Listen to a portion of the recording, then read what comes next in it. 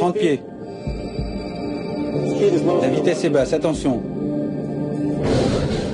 Vous avez senti?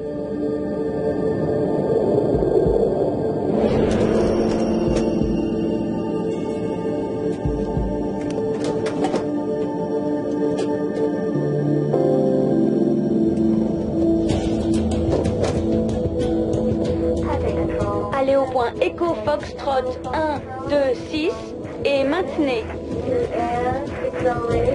25 mai 2002.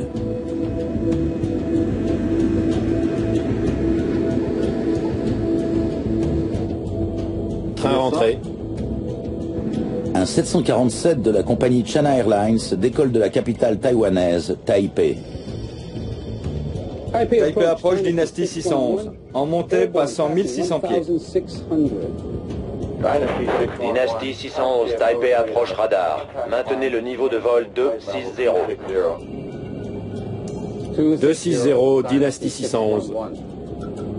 Pilote automatique, branché. China Airlines, la compagnie nationale taïwanaise, a embarqué 225 personnes à bord du vol 611.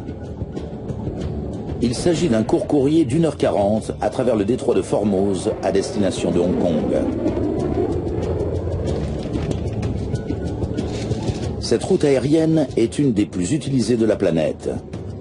Les compagnies y gagnent tellement d'argent qu'elle a été surnommée la route d'or. Mesdames et messieurs, le voyant attachez vos ceintures a été allumé. Pour votre sécurité, nous vous recommandons de garder votre ceinture attachée pendant le vol.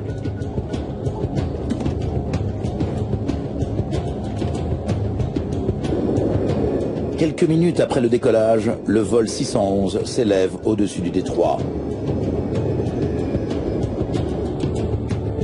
Le pilote automatique contrôle la montée.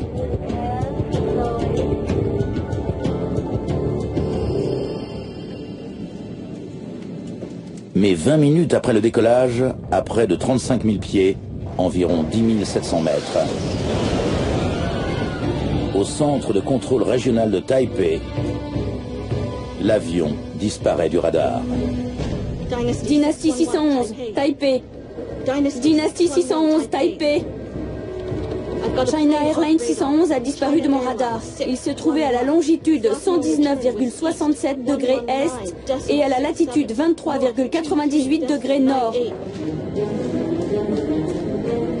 Les autorités lancent rapidement une des plus grandes opérations de sauvetage de l'histoire de l'aviation taïwanaise.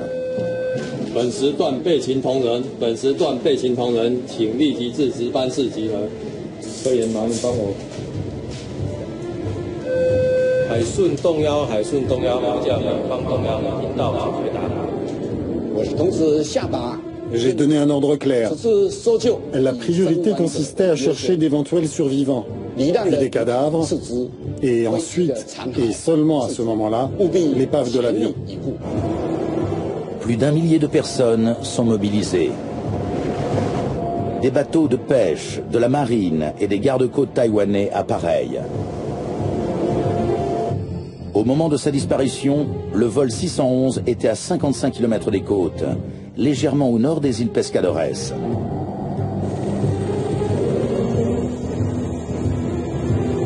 Les sauveteurs retrouvent des débris qui flottent dans le détroit. La première chose qu'on a repérée, ça a été une grande quantité de débris. Des roues de train d'atterrissage, des serviettes de table, des couteaux, des fourchettes. Les débris sont disséminés sur une grande surface. Certains sont même retrouvés à terre à plus de 100 km au centre de Taïwan. Pendant ce temps, le Conseil de sûreté aérienne de Taïwan, l'ASC, commence son enquête sur l'avion de 22 ans.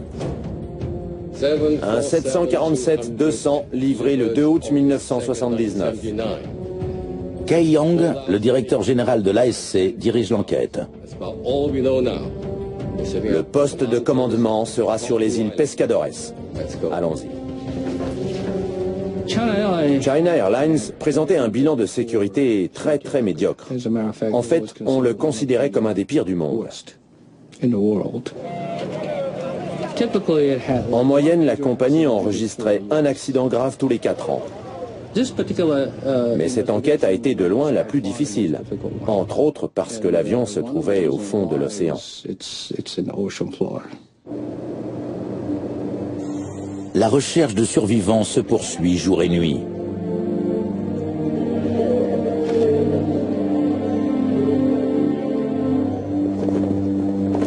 Il y avait 225 personnes à bord de l'avion.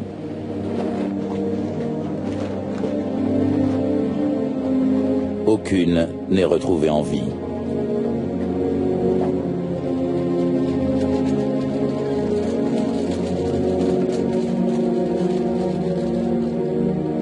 Les corps sont regroupés sur les îles Pescadores pour être identifiés et autopsiés.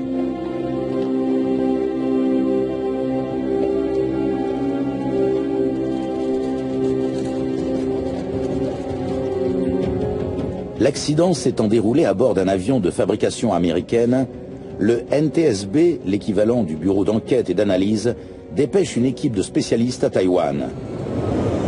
Ils sont sous la direction de John Dolicy, resté à Washington. Nous entretenons de très bonnes relations avec l'ASC, le Conseil de sûreté aérienne de Taïwan. Donc nous savions qu'ils demanderaient et apprécieraient notre aide dans cette enquête.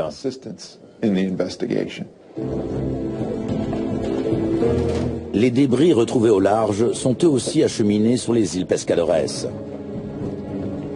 Les enquêteurs veulent savoir pourquoi un des avions les plus performants du monde, empruntant une des routes les plus fréquentées du monde, est tombé comme une pierre. Le Boeing 747 était le gros porteur le plus prisé au monde. Il avait déjà transporté des millions de gens sur des milliards de kilomètres. Donc il y avait de quoi être très inquiet.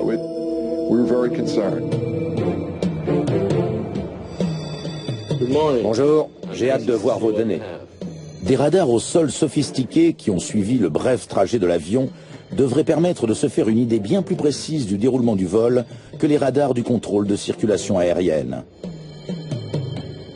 Kei Young découvre le premier indice important. Le radar a suivi l'avion qui est monté sur le cap prévu à 35 000 pieds, moment auquel le signal se divise. L'éclatement est très visible. Lorsque l'événement s'est produit, il semble qu'il y ait eu 3 ou 4 morceaux d'avion de bonne taille visibles au radar.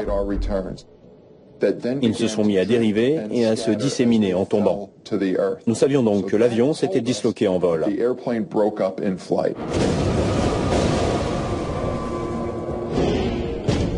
Les enquêteurs doivent désormais s'attacher à trouver la raison de cette dislocation. Il y a eu tout un tas de théories pour expliquer ce qui semblait être arrivé à cet avion. Nous savions que c'était quelque chose d'énorme, de brusque, et qui avait eu lieu sans prévenir. Bien vite, les médias envisagent une possibilité qui fait froid dans le dos. Le vol 611 aurait été abattu. Pékin et Taipei entretiennent des relations conflictuelles. La Chine ayant déjà tiré des missiles sur Taïwan par le passé, la presse la soupçonne d'avoir abattu le vol 611.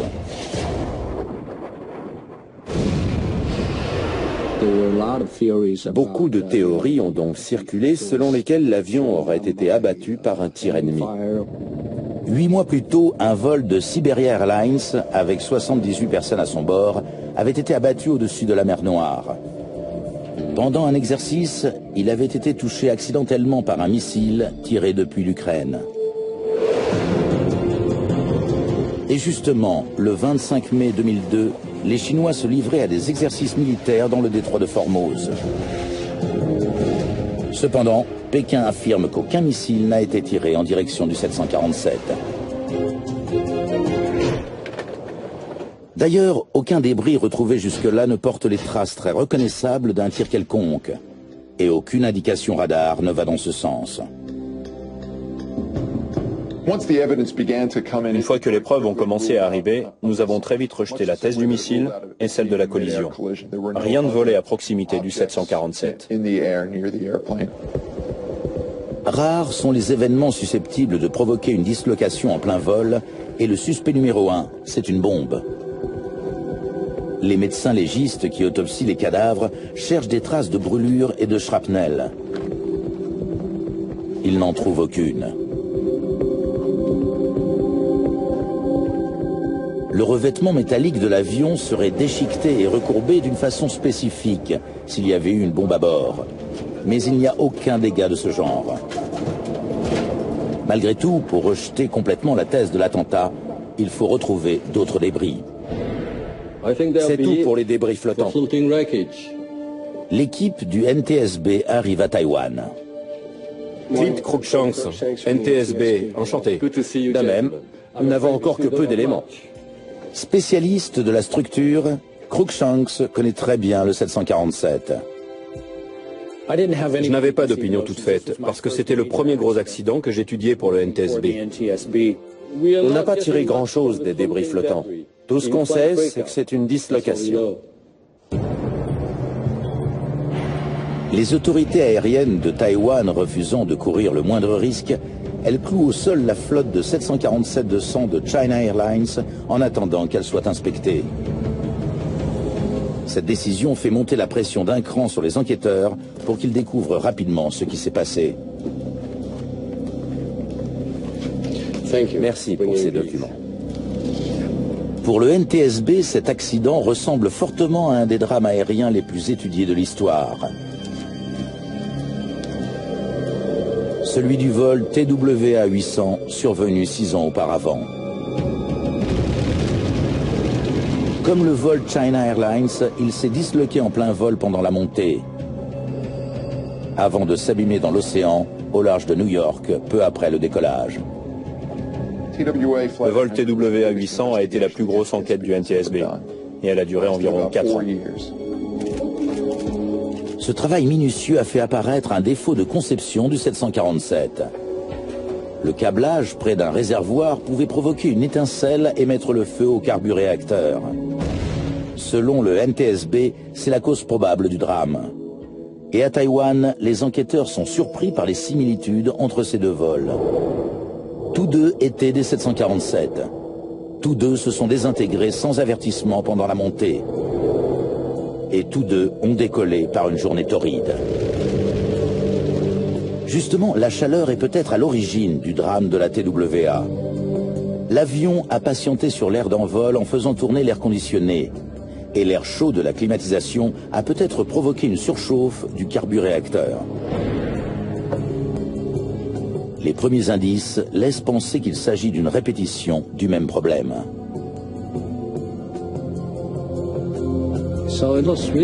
Les deux accidents semblaient très semblables. Donc nous nous sommes immédiatement concentrés sur le réservoir central.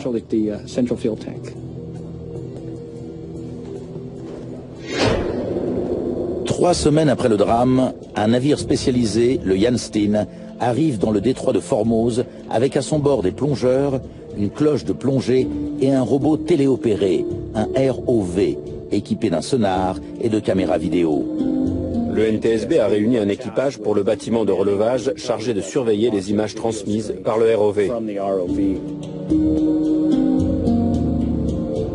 Grâce au sonar, les enquêteurs ont localisé l'épave dans les profondeurs. Un peu plus à droite. Clint Cruikshanks connaît toutes les pièces du 747, mais il ne les a jamais vues dans un tel état. Ça m'a fait un choc la première fois que je les ai vus sur le fond de l'océan. Dans la lumière du ROV, quand on repérait quelque chose qui ressemblait à un fragment d'avion, le robot tournait autour pour qu'on l'observe sous tous les angles. Clint Cruikshanks aide les Taïwanais à identifier des pièces importantes au milieu des débris. Je crois qu'il faut un cerveau différent pour analyser des débris tordus et les remettre en place dans sa tête, afin de savoir d'où venait tel ou tel fragment. Un peu plus à droite. Bien, en arrière. Là, c'est un morceau d'aile, c'est sûr, marque-le. Une fois les pièces identifiées, on enregistre leurs coordonnées. La cartographie établie grâce au GPS indique que les débris sont éparpillés sur plus de 325 km². Il sera donc difficile de retrouver des morceaux précis. 25 jours après l'accident, les 2 boîtes noires sont remontées. La première contient un enregistrement de ce qui s'est dit dans le poste de pilotage. La deuxième, les données du calculateur de vol. L'une comme l'autre peuvent receler l'indice susceptible d'apprendre ce qui a eu lieu lors des dernières minutes de vol.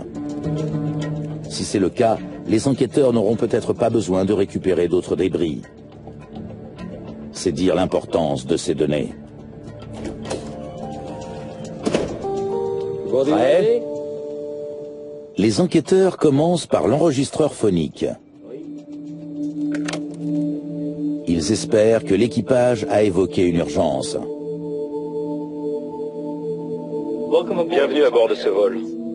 L'enregistrement débute une dizaine de minutes avant le décollage. 20. Les préparatifs semblent normaux. Checklist après démarrage. Anti-givrage après démarrage. L'équipage vérifie l'équipement en passant en revue les checklists habituelles. Coupé. Coupé. C'était un équipage très expérimenté. Le commandant et l'officier pilote de ligne étaient très chevronnés. Dynasty 611, piste 06, vent du 050 à 9 nœuds, autorisé à décoller. Autorisé à décoller, Dynasty 611. Décollage.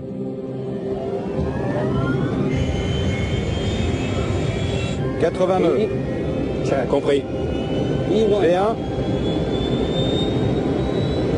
Rotation.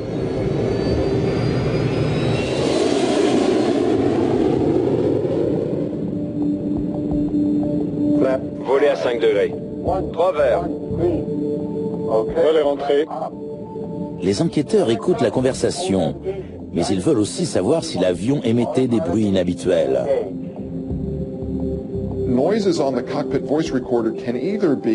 Les bruits captés par l'enregistreur phonique sont soit des mots, des paroles, soit des anomalies sonores perçues également par le microphone. Mais dans ce poste de pilotage règne un calme presque inhabituel. 608, 200 nœuds. Le commandant semble détendu. 200 nœuds. Le micro capte les communications entre les aiguilleurs du ciel et d'autres avions. Mettez le cap au 050. Cap 050. Quelques instants avant la catastrophe, tout semble normal. Il n'y a aucun bruit inhabituel. Maintenez-vous au 250. Les derniers mots prononcés dans le poste de pilotage sont ceux du commandant Yi Ching-fung. 2000. Il annonce la distance à couvrir avant d'atteindre l'altitude de croisière, puis un signal retentit. Cela signifie que l'avion approche des 35 000 pieds. Ensuite, le micro capte le bruit de la dislocation. Une demi-seconde plus tard, l'enregistrement s'arrête. L'enregistreur phonique indiquait que la conversation de l'équipe dans le poste de pilotage était complètement normale et qu'elle s'arrêtait brutalement. L'enregistreur nous disait qu'il s'était passé quelque chose, mais il n'en disait pas suffisamment pour qu'on sache de quoi il s'agissait. Nous avons pu rejeter beaucoup d'hypothèses, mais nous n'avons pas trouvé la pépite qui nous permettait de savoir ce qui avait occasionné la dislocation du 747. Le contenu des boîtes noires s'avérant décevant, l'analyse des débris est la seule option qui reste.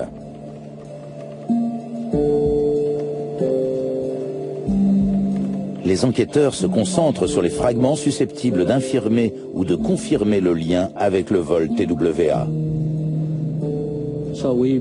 Nous avons mis l'accent sur l'observation de l'épave et l'analyse du réservoir central. Le 12 juillet, 48 jours après l'accident, Attends. À gauche, s'il te plaît. les recherches sont couronnées de succès. Bon. C'est bien le réservoir central. Marque-le pour le relevage.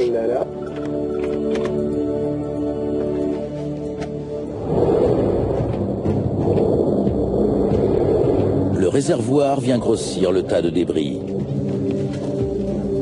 Les enquêteurs l'examinent en détail. S'il a explosé comme celui du vol TWA 800, il va être tout tordu.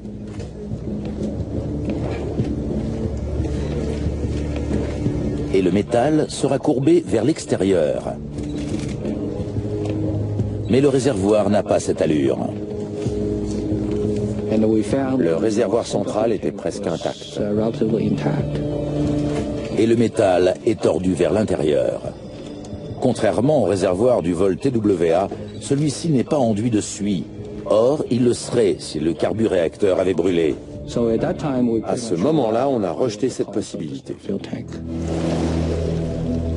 Les débris récupérés incitent les enquêteurs à écarter une autre théorie, celle de la bombe.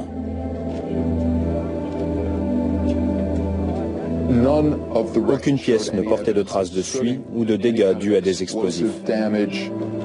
L'accident n'est donc pas une répétition du drame de la TWA et le vol 611 n'a pas été victime d'un attentat. Les enquêteurs sont désormais à court de piste.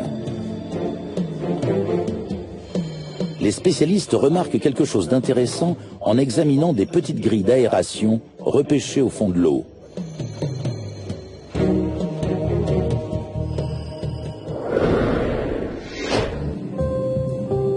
Tous les avions de ligne sont équipés de plusieurs dizaines de grilles comme celle-ci, situées près du plancher.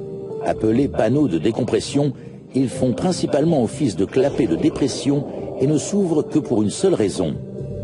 Si la soute située sous les passagers venait à subir une décompression, l'air pressurisé de la cabine exercerait une telle force sur le plancher qu'il s'enfoncerait et endommagerait certaines commandes de vol. C'est ce qui est arrivé à un avion d'une compagnie turque en 1974. Les pilotes n'ont pas pu maîtriser l'appareil après l'arrachement d'une des portes de la soute.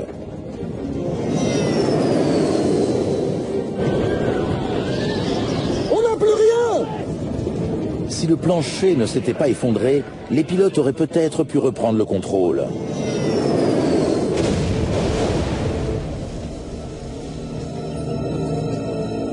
Après ce drame, le NTSB a émis une recommandation pour que les avionneurs installent des clapets de décompression supplémentaires entre les niveaux supérieurs et inférieurs.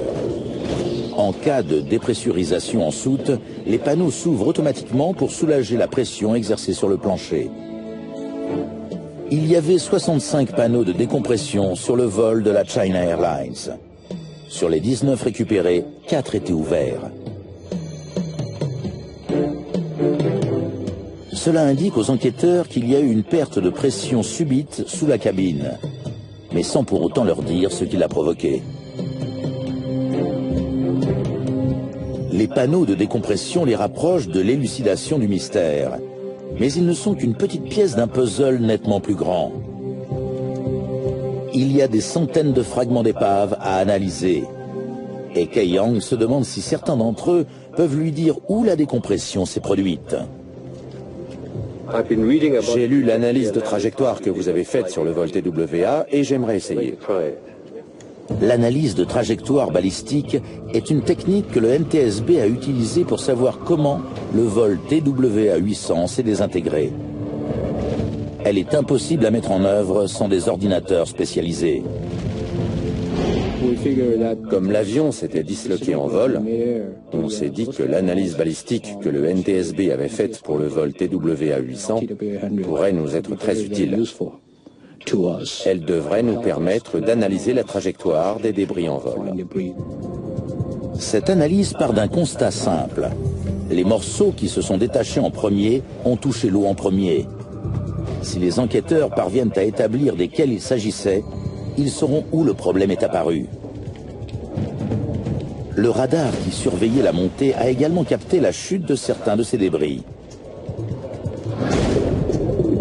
Lors de leur récupération, leur emplacement a été répertorié.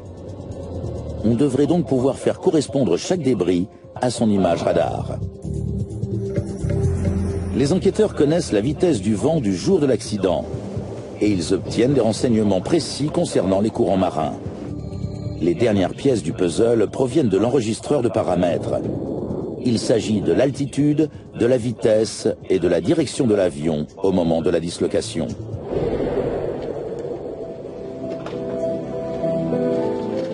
En arrivant sur le quai, chaque morceau d'épave a été répertorié et numéroté à des fins d'identification.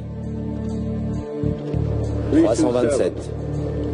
Kai Yang en sélectionne 18 pour l'analyse balistique. Certains de l'avant, certains du milieu et certains de l'arrière. 199. En plus des autres données, Kai Yang va intégrer dans le calcul le poids et la forme de chaque morceau. 526. En fonction de l'endroit où les fragments sont tombés, l'ordinateur devrait déterminer lequel est tombé le premier. Pouvons-nous voir quand chaque fragment s'est détaché?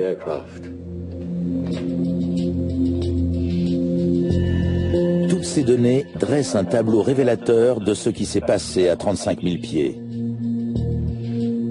Voici comment le vol 611 s'est disloqué du début à la fin. La queue s'est détachée la première.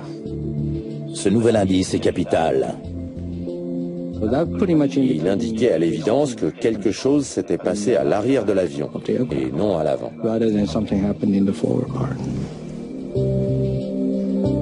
Les enquêteurs insistent donc pour qu'on retrouve des fragments de l'arrière de l'appareil. Tandis que des centaines de débris continuent de s'entasser sur un quai des îles Pescadores, le NTSB envoie à Taïwan un spécialiste des métaux, Frank Zakhar, pour examiner l'épave. Je marchais sur le quai où les débris étaient stockés et je me suis approché du numéro 640. J'ai remarqué que certaines portions étaient bizarres et je voulais les examiner plus en détail.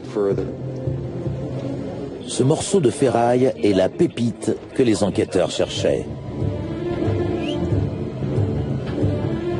On s'est dit Eureka. On tenait peut-être quelque chose. Salut, c'est Franck. Je crois qu'on a votre pépite. Le débris numéro 640 va permettre aux enquêteurs de remonter le temps et de découvrir que le drame du vol 611 s'est en fait noué 22 ans auparavant.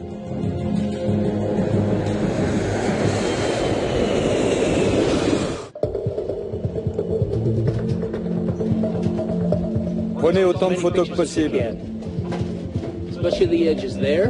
Le gros tronçon de fuselage qui a attiré l'attention de Frank Zakhar se trouvait en effet à l'endroit voulu, c'est-à-dire sur le ventre et le flanc de l'appareil, au niveau de la porte de la soute arrière, précisément là où l'analyse informatique situe le commencement de la dislocation. Ce bout d'épave était très inhabituel. Il ne ressemblait pas aux autres. Il a donc aussitôt attiré notre attention et s'est retrouvé au centre de l'enquête. La façon dont le métal des débris est tordu indique que l'avion s'est disloqué violemment en plein vol. D'un point de vue aérodynamique, quand un avion se disloque en plein vol, la force de l'air, plus de 800 km/h, détruit n'importe quelle structure solide. C'est ce qu'on appelle une rupture par surcharge. Et la plupart des fragments récupérés jusque-là présentaient ce type de cassure. Quand le métal cède sous l'effet de ce phénomène, il se casse à un certain angle. Mais les bords cassés du morceau numéro 640 sont plats. Alors? Ça n'est pas une surcharge, c'est de la fatigue. Les cassures consécutives à la fatigue surviennent lorsque le métal subit des efforts répétés au fil du temps. Et elles n'ont rien à voir avec les ruptures par surcharge. Généralement, une fissure due à la fatigue est plate et très lisse. C'est exactement le genre de cassure qui borde le morceau 640. Ça signifie qu'il n'a pas cédé brusquement en tombant du ciel, mais qu'il a fini par se briser avec le temps. Est-ce la raison de la mort de 225 personnes?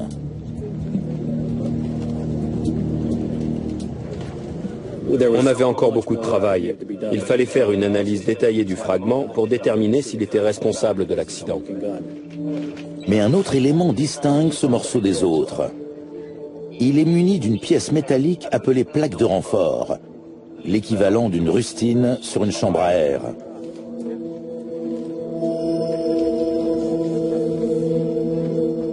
rien d'inhabituel à trouver de telles plaques sur des avions aussi anciens que celui-ci. Une plaque de renfort, c'est un peu comme une rustine qu'on pose sur le revêtement du fuselage.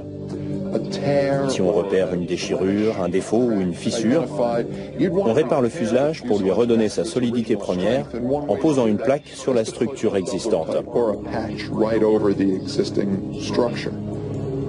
À un certain moment, cette partie du 747 a donc été réparée. Les enquêteurs veulent savoir pourquoi et comment. On cherche une grosse réparation effectuée au niveau de la porte de soute arrière. Les enquêteurs épluchent 22 ans de documentation. Mais ces archives sont incomplètes. Trouver des détails concernant une réparation précise pourrait donc prendre du temps. Cependant, sur la plaque, un détail attire l'attention de Frank Zakhar. Sur l'extérieur du fuselage, il y avait des coulures longitudinales qui semblaient être apparues entre la plaque de renfort et le revêtement. Il y a eu une fuite sous la plaque. Se pouvait-il que le revêtement se soit fissuré? Est-ce que du carburéacteur ou de l'air sortait d'entre la plaque de renfort et le fuselage? Ça nécessitait une analyse complémentaire. Découpez-la entre ici et ici. Et envoyez la pièce à Chungcheon. Pour voir ce qu'il y a sous la plaque, un tronçon de la pièce 640 est expédié à un laboratoire. Pour l'heure, aucune preuve de défaillance structurelle ou mécanique n'ayant été détectée sur les Boeing 747-200, les autorités taïwanaises n'ont aucune raison de continuer à les clouer au sol. L'Institut scientifique et technologique Chung-Shan est un centre de recherche militaire qui est à la pointe du programme spatial taïwanais.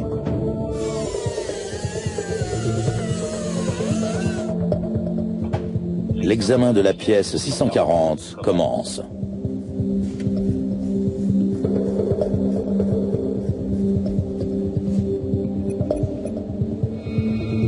Frank Zakhar pense avoir décelé un indice révélateur sur la fissure proprement dite.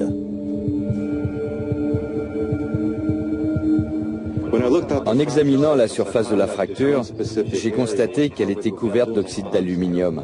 C'est pour ainsi dire l'équivalent de la rouille sur une voiture. Après des années d'exposition à l'oxygène, les métaux finissent par changer de couleur. Cette décoloration indique aux enquêteurs que cette fissure est apparue depuis longtemps.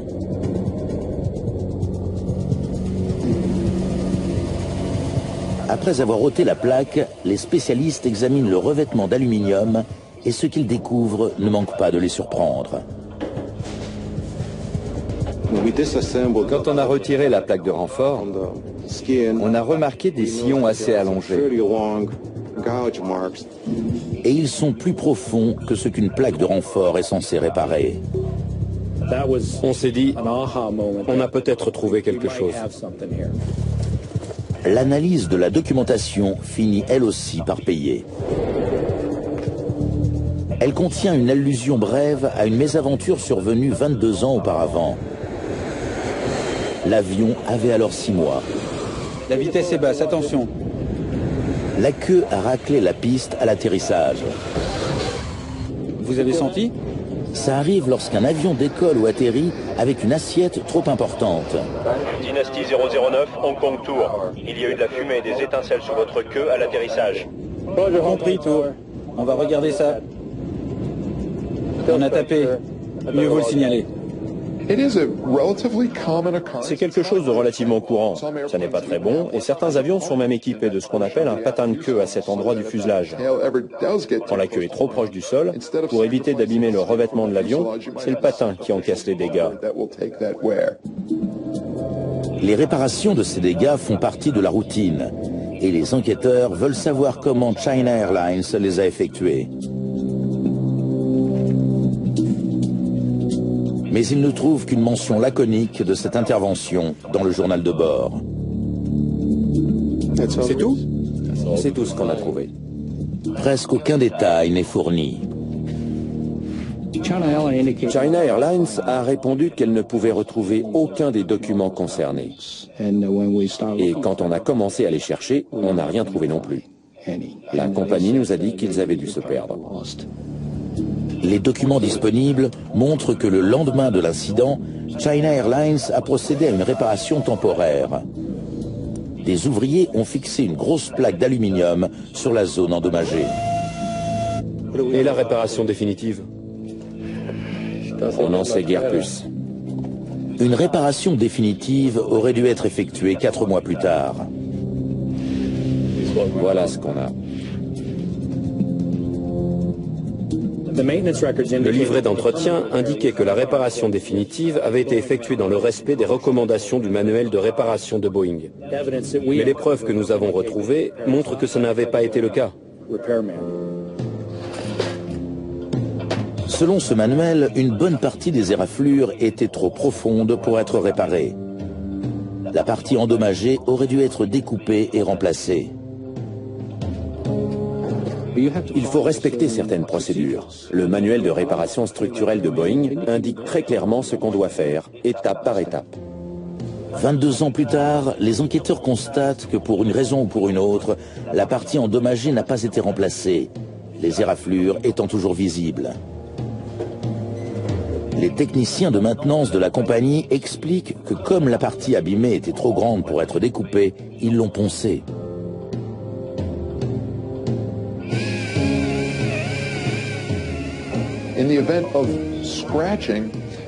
En cas d'éraflure, ce qui compte, c'est la profondeur des sillons.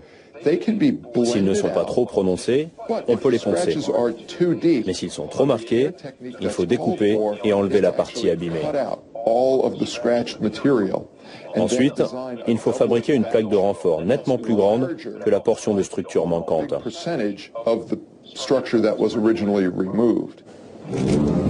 Mais les éraflures n'ont pas été découpées. Elles sont toujours visibles. Et les techniciens de maintenance ont commis une dernière erreur. Ils ont posé la plaque de renfort juste par-dessus la partie éraflée. La pièce qu'ils ont utilisée n'était pas 30% plus grande que le morceau abîmé. En fait, par endroits, elle était tout juste assez grande pour couvrir la partie endommagée. Si les techniciens n'ont pas respecté les instructions de l'avionneur, la façon dont ils ont décrit les réparations dans le journal de bord a donné l'impression qu'elles avaient été faites dans les règles. C'est pourquoi pendant 22 ans, ceux qui ont lu cette ligne ont supposé que la partie abîmée avait été découpée comme elle aurait dû l'être. Les pièces du puzzle commençaient à s'assembler. Une fois qu'on a repéré la pièce portant des traces de fatigue, on a compris qu'elle provenait d'une réparation qui n'avait pas été effectuée correctement et que l'avion avait volé pendant 22 ans En montée, passant 1600 pieds. Tout s'est expliqué. En couvrant une réparation mal faite avec une plaque de renfort et en présentant cette intervention comme respectueuse des instructions de Boeing, les techniciens ont parfaitement dissimulé leur erreur. Ce qui était très insidieux, c'est que la plaque de renfort masquait l'étendue des dégâts. Si vous n'étiez pas là au moment de la réparation, vous ne pouviez pas savoir qu'elle avait été faite de travers. Vous ne pouviez que supposer que la structure en dessous avait bien été découpée comme prévu. Au cours des 22 ans qui suivent, à chaque fois que l'avion décolle, le problème s'aggrave un peu plus. À l'intérieur d'un avion de ligne, l'air est pressurisé. Pendant la montée, on fait entrer de l'air dans la cabine pour que la pression intérieure soit plus importante que la pression extérieure. C'est comme quand on gonfle un pneu. L'air à l'intérieur pousse les parois. À chaque fois que la pression augmentait à l'intérieur du fuselage, la fissure risquait de s'ouvrir de quelques centimètres, ou de quelques microns, ou de quelques millimètres. Le revêtement de l'avion se dilate et se contracte un peu plus à chaque fois. N'ayant pas été correctement réparées, les fissures s'élargissent et s'étendent au point, pour certaines, de mesurer jusqu'à 2,30 m. Si on avait une carte de leur évolution, on constaterait une croissance lente au début, puis au fil du temps de plus en plus rapide. La petite éraflure constitue en fait un gros problème. Et en mai 2002, pendant la montée du vol CA611, ce gros problème va tuer 225 personnes. L'avion prenant de l'altitude, le fuselage a été soumis à une pression suffisante pour que cette fissure grandissante atteigne une taille critique. De là, elle s'est étendue comme une toile d'araignée dans toutes les directions. Elle a certainement fini par faire tout le tour du fuselage, si bien que le tronçon arrière de l'avion s'est détaché du reste de la structure. Le 747 plonge aussitôt, et la force de l'air réduit rapidement en lambeaux ce qui reste du fuselage.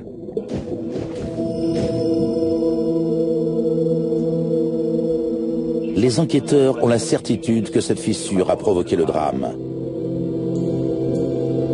Ils vont maintenant constater que China Airlines avait bien failli la déceler, ce qui aurait sauvé la vie des 225 personnes qui se trouvaient à bord.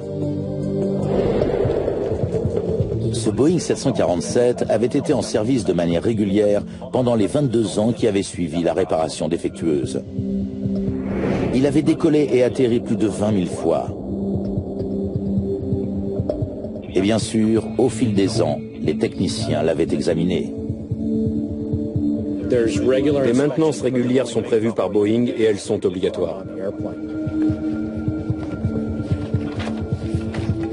Pourtant, la grosse fissure en formation à l'arrière de l'avion a échappé à toutes les inspections. Un accident survenu aux États-Unis a bien failli permettre à China Airlines de découvrir le problème caché. En 1988, le haut d'un Boeing 737 d'Aloha Airlines vieillissant a été arraché. Suite à cet accident, la FAA, l'autorité fédérale de l'aviation civile américaine, a rédigé une procédure d'inspection pour les avions anciens. Les compagnies aériennes du monde entier ont dû examiner leurs appareils en quête de traces éventuelles de corrosion ou de fissures. Cette réglementation exigeait des compagnies qu'elles vérifient toutes les réparations faites sur la structure. Après avoir comparé le livret d'entretien et les réparations effectuées, il aurait fallu enlever la plaque et réparer à nouveau. China Airlines effectue la première étape voulue par cette nouvelle procédure en 2001, un an avant le drame.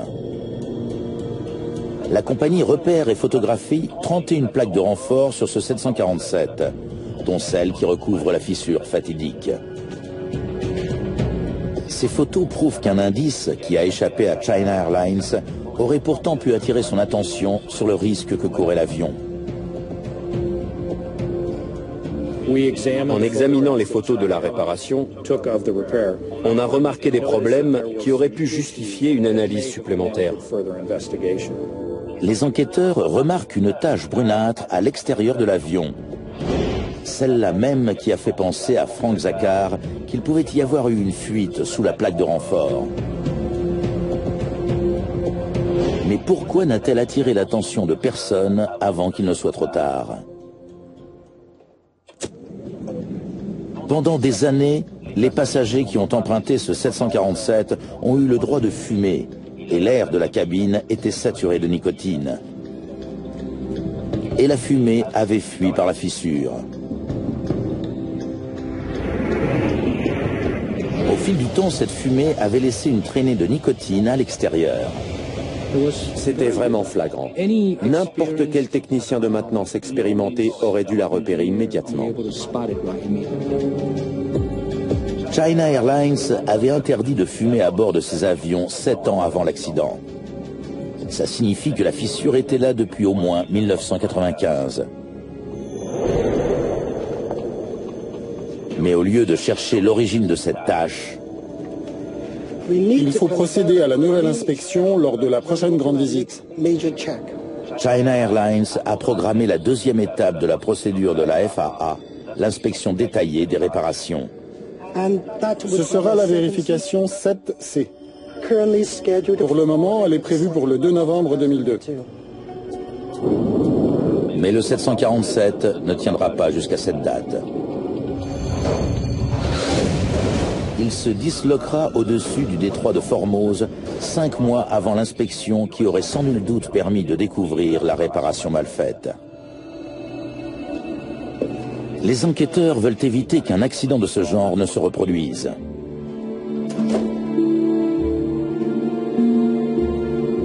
Ils recommandent aux compagnies aériennes du monde entier d'inspecter immédiatement les réparations pour détecter d'éventuels dégâts invisibles. Nous n'accepterions plus un bref compte-rendu signalant que la réparation avait été faite convenablement. Si cette réparation n'était pas accompagnée de toute la documentation nécessaire nous permettant d'être sûrs qu'elle avait été effectuée dans les règles, nous demanderions aux compagnies de retirer les plaques de renfort pour procéder à une inspection visuelle. Dans ses recommandations, le NTSB demande qu'on alerte les personnels d'entretien sur les risques qu'il y a à dissimuler des dégâts susceptibles de provoquer une défaillance.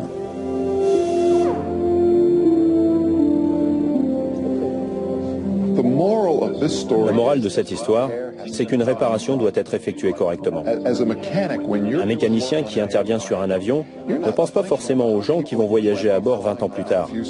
Pourtant, leur sécurité dépend de lui et d'une réparation bien faite. China Airlines a modifié les procédures d'inspection et d'entretien de sa flotte. Et son bilan de sécurité s'est amélioré de façon spectaculaire depuis le drame du vol 611.